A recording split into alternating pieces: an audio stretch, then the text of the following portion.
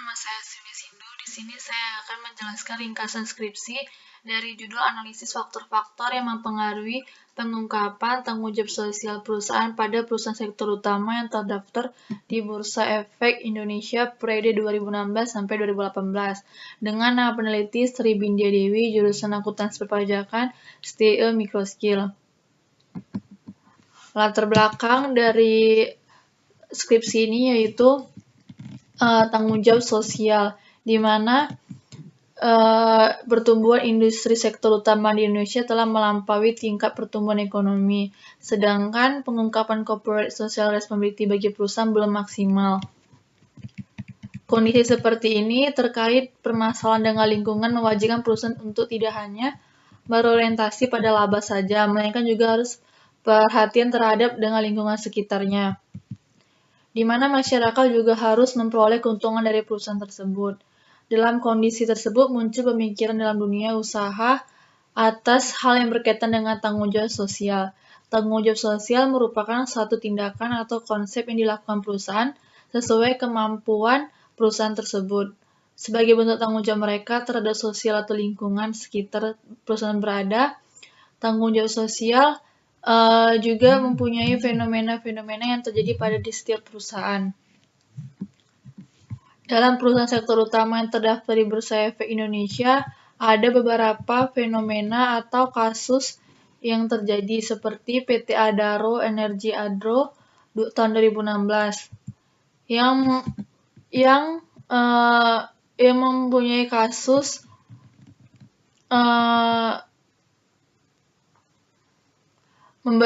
yang katanya di tahun 2015 lalu PT Adaro memberikan bantuan sebagai tanggung jawab sosial perusahaan dalam bentuk fisik senilai 300 juta.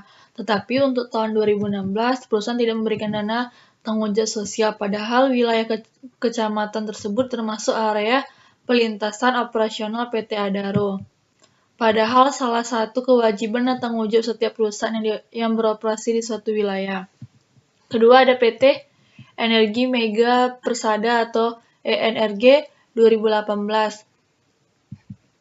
Perusahaan ini telah mengabaikan lingkungan dalam operasional perusahaan mengelola minyak dan gas sehingga mengakibatkan terjadinya penurunan pada lokasi lahan. Yang ketiga ada PT Aneka Tambang. Juga merupakan perusahaan tambang yang dinilai tidak memberikan dana social responsibility kepada masyarakat. Variabelnya terdiri dari variabel dependen yaitu tanggung jawab sosialnya. Yang kedua variabel independen ada 5 variabel independen. Yang pertama profitabilitas yang diproyeksikan dengan ROE, leverage yang diproyeksikan dengan DER, ukuran perusahaan dan komite audit. Objek yang diteliti adalah pastinya sektor utama yang terdaftar di Bursa Efek Indonesia dengan periode pengamatan 2016 sampai 2018. Jadi dalam latar belakang ini, berdasarkan latar belakang ini yang diuraikan menjadi permasalahan dalam penelitian yaitu apakah profitabilitas yang diproyeksikan dengan ROE, leverage yang diproyeksikan dengan DER, ukuran perusahaan, umur perusahaan, dan komite audit berpengaruh secara simultan dan parsial terhadap pengungkapan tanggung jawab sosial pada perusahaan sektor utama yang terdaftar di Bursa Efek Indonesia periode 2016 sampai 2018 dengan tujuan penelitian untuk mengetahui dan menganalisis pengaruh profitabilitas, leverage, ukuran perusahaan, umur perusahaan, dan komite audit secara simultan dan parsial terhadap pengungkapan tanggung jawab sosial pada perusahaan sektor utama yang terdaftar di Bursa Efek Indonesia tahun 2000 dengan periode tahun 2016 sampai 2018. Tanggung jawab sosial yang dirumuskan sebagai berikut: jumlah item yang diungkapkan dibagi dengan total item pengungkapan. Untuk profitabilitas, rasio ini juga memberikan ukuran tingkat efektivitas manajemen suatu perusahaan yang ditunjukkan oleh laba yang dihasilkan dari penjualan dan pendapatan investasi. Yang intinya, rasio ini untuk menunjukkan efisiensi perusahaan. Dengan rumus ROE sama dengan laba bersih setelah pajak dibagi total ekuitas. Yang ketiga ada leverage. Leverage yaitu rasio yang digunakan untuk mengukur sejauh mana aktiva perusahaan dibayar dengan utang. Rasio ini menunjukkan seberapa besar beban utang yang ditanggung perusahaan dibandingkan dengan aktivanya dengan rumus DER, total kewajiban dibagi total ekuitas. Yang keempat ada ukuran perusahaan. Pada dasarnya ukuran perusahaan itu terbagi dengan tiga kategori, yaitu perusahaan besar, large firm, perusahaan menengah, medium firm, dan perusahaan kecil, small firm. Ukuran perusahaan ini biasa menjerumus ke suatu skala yang dapat diklasifikasikan besar, kecilnya perusahaan menurut berbagai cara, dengan total aset, nilai pasar saham, dan lain-lainnya. Dengan rumus ukuran perusahaan yaitu logaritma natural atau total of asset. Yang kelima ada umur perusahaan. Umur perusahaan yaitu indikator umum yang dapat dilihat dari perusahaan dalam menjalankan kelangsungan perusahaan tersebut. Yang umur perusahaan ini menunjukkan kemampuan perusahaan dalam melangsungkan going concern-nya. Dengan rumus tahun pengamatan dikurang dengan tahun IPO. Yang keenam itu variabel komite audit. Komite audit ini merupakan suatu komite yang bekerja secara profesional dan independen yang dibentuk oleh Dewan Komisaris dan secara umum berdasarkan International Best Practice. Komite audit mempunyai tugas dan tanggung jawab dalam bidang-bidangnya, seperti laporan keuangan, corporate governance, dan pengawasan perusahaan. Komite audit dengan rumus jumlah anggota komite audit dalam perusahaan. Selanjutnya metode penelitian. Penelitian ini jenisnya penelitian deskriptif kuantitatif, yang salah satu jenis penelitian bertujuan untuk mendeskripsikan secara sistematis, faktual, dan akurat mengenai fakta sifat populasi tertentu. Berdasarkan populasi penelitian ini ada 70 perusahaan. Dari hasil pemilihan sampel sebanyak 16 perusahaan sektor utama yang terdaftar di BEI periode 2016 sampai 2018, dan ada objek pengamatan jumlah 48 perusahaan selama 3 tahun. Metode analisis data yang dilakukan dengan analisis data dengan program SPSS dengan melakukan uji hipotesis dengan rumus seperti ini. Pengujian hipotesis menggunakan uji F atau uji signifikan simultan, uji T atau uji signifikan parsial, uji R2 atau uji koefisien determinasi. Uji signifikan simultan atau uji F.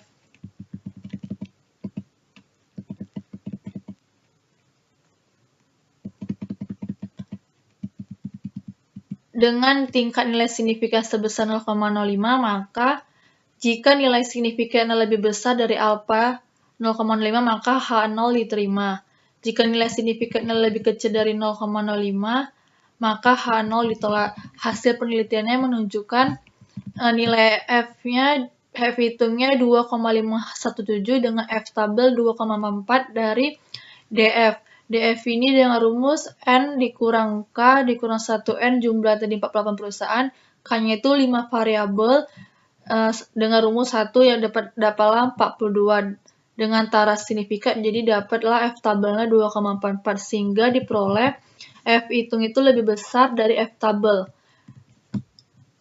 dengan nilai signifikan 0,44 lebih kecil dari 0,05. Dengan demikian dapat disimpulkan bahwa H0 ditolak dan H1 diterima. Yang berarti variabel profitabilitas, leverage, ukuran perusahaan, umur perusahaan, dan komite audit secara simultan berpengaruh signifikan terhadap tanggung jawab sosial pada perusahaan sektor utama yang terdaftar di Bursa Efek Indonesia periode 2016 sampai 2018. Selanjutnya, uji signifikan parsial uji T.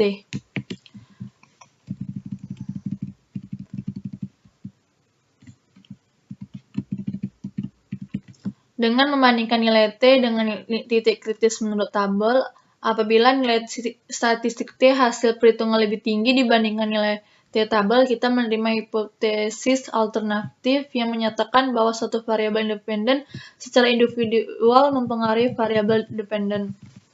Berdasarkan dari pengujian peneliti tersebut, dapatlah nilai uji T-nya untuk profitabilitas, leverage ukuran perusahaan, dan umur perusahaan komite audit.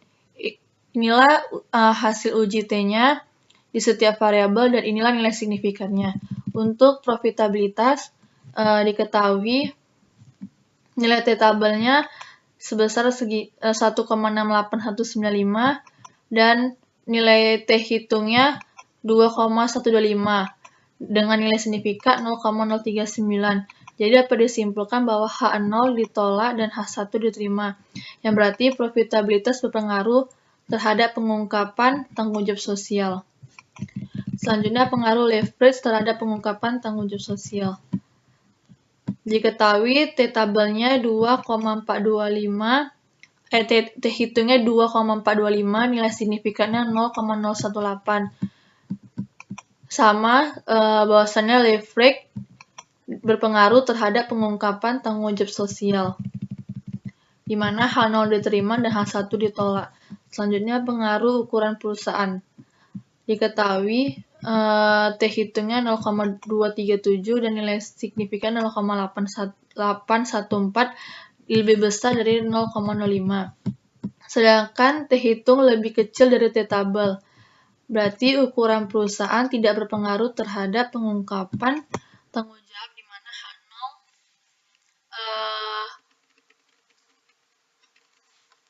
selanjutnya pengaruh umur perusahaan. Diketahui T hitungnya minus 0,850 dengan nilai signifikan 0,400. T hitung lebih kecil daripada T-tabel dan 0,400 lebih besar dari 0,05.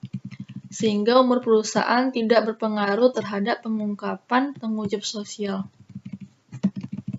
Selanjutnya pengaruh komite audit terhadap pengungkapan perusahaan, di mana nilai T hitungnya minus 0,287 lebih kecil dari T-tabelnya dan nilai signifikannya lebih besar dari alpha, sehingga komite audit tidak berpengaruh terhadap pengungkapan tanggung jawab sosial.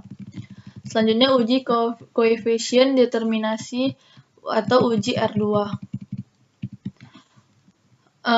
Uji R2 ini menentukannya apabila nilai AJES R2 negatif, maka nilai AJES R2 dianggap bernilai 0.